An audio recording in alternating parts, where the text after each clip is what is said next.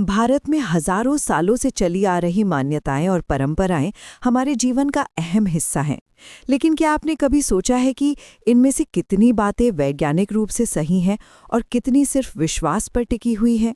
आज हम बात करेंगे उन मान्यताओं की जो हमारे समाज में गहरी जड़ें जमाए बैठी हैं, लेकिन जिनके पास कोई ठोस वैज्ञानिक प्रमाण नहीं है। सबसे पहले बात करते हैं ज्योतिष की। भारत में लाखों लोग अपने जीवन के महत्वपूर्ण फैसले ग्रह नक्षत्रों की स्थिति देखकर लेते हैं।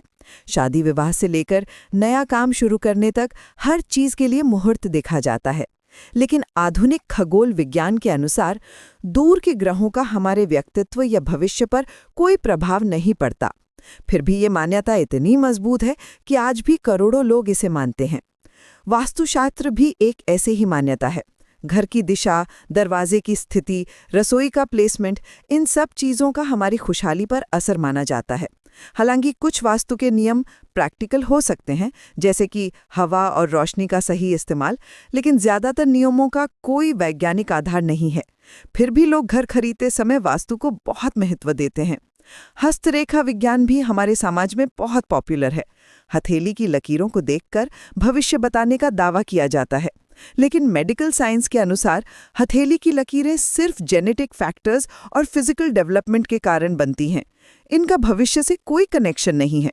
फिर भी मेलों और त्योहारों में हस्तरेखा देखने वालों की भीड़ लगी रहती है। अब बात करते हैं कुछ हेल्थ रिलेटेड बिलीफ्स की। नज़र लगना एक बहुत कॉमन मान्यता है। माना जाता है कि किसी की बुरी नज़र से बीमारी हो सकती है या नुकसान हो सकता है। इसके लिए नींबू मिर्ची, काला धागा या अन्य टोटके इस्तेमाल किए जाते हैं। मेडिकल साइंस में ईवल आई का कोई कॉन्सेप्ट नहीं है। बीमारियां बैक्टीरिया, वायरस या अन्य बायोलॉजिकल फैक्टर से होती हैं, किसी की नज़र से नहीं। प्रेगनेंसी के दौरान भी कई अजीब मान्यताएं हैं। कहा जाता है कि गर्भवती महिला को एक्लिप्स के दौरान बाहर नहीं निकलना चाहिए, वरना बच्चे पर बुरा असर होगा। या फिर ये कि गर्भवती महिला अगर कुछ स्पेसिफिक चीज़ें खाए तो बच्चे का रंग फेयर होगा। ये सब बातें बिल्कुल गलत है। एक्लिप्स एक नेचुरल एस्ट्रोनॉमिकल इवेंट है जिसका प्रेगनेंसी पर कोई इफेक्ट नहीं होता, और बच्चे का रंग जेनेटिक्स से तय होता है, खाने से नहीं। न्यूमरोलॉजी भी एक पॉपुलर बिलीफ है।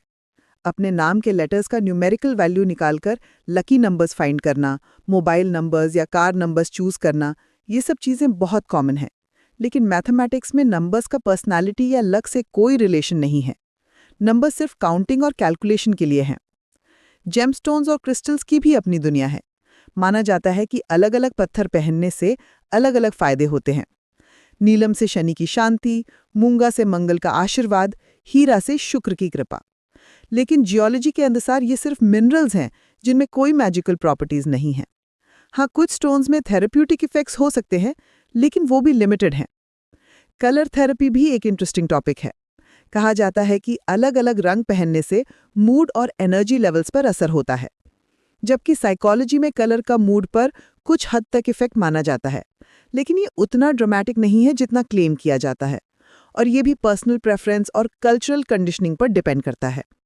अब सवाल ये है कि अगर इन सब चीज़ों का कोई साइंटिफिक बेसिस नहीं है, तो फिर ये इतनी पॉपुलर क्यों है? इसके कई कारण हैं। पहला, ये मान्यताएं हमारी कल्चरल आइडेंटिटी का हिस्सा है। हजारों सालों से ये चली आ रही हैं और जनरेशन से जनरेशन ट्रांसफर होती रही हैं। दूसरा, ये साइकोलॉजिकल कंफर्ट देती हैं। जब लाइफ में अनसर्टेनिटी होती है तो ये बिलीफ्स एक सेंस ऑफ कंट्रोल देती हैं। कंफर्मेशन बायस भी एक बड़ा फैक्टर है। जब कोई प्रेडिक्शन सच हो जाती है तो हम उसे याद रखते हैं, लेकिन जब गलत होती है तो हम भूल जाते हैं या कोई एक्सक्यूज बना लेते हैं।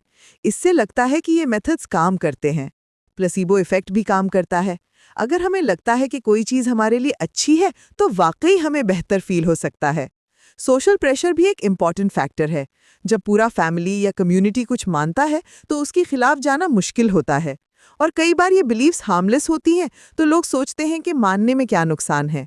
लेकिन कभी-कभी ये मान्यताएं नुकसानदायक भी हो सकती हैं।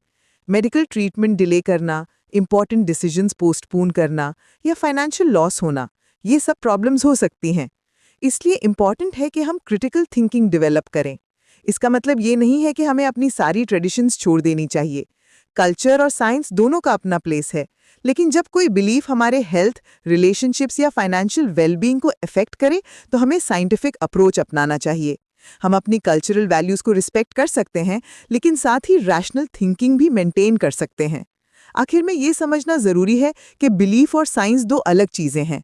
बिलीफ्स पर्सनल चॉइस हैं और अगर वे किसी को कंफर्ट देती हैं तो ठीक है, लेकिन जब फैक्चुअल क्लेम्स किए जाते हैं तो एविडेंस की ज़रूरत होती है। एक बैलेंस्ड अप्रोच ये है कि हम अपनी ट्रेडिशंस को अप्रिशिएट करें, लेकिन साथ ही साइंटिफिक लिटरेसी भी मेंटेन करें।